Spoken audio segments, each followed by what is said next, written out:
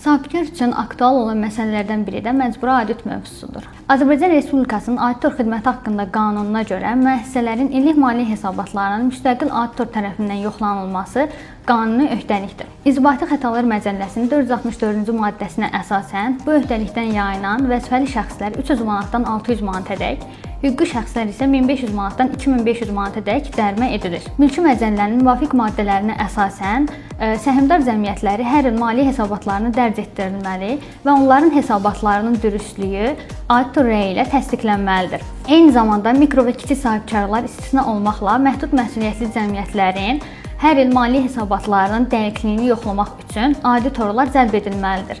Bu tələblər Azərbaycan Respublikası Maliyyə Nazirliyi və Auditor Palatası tərəfindən nəzarətdə saxlanılır.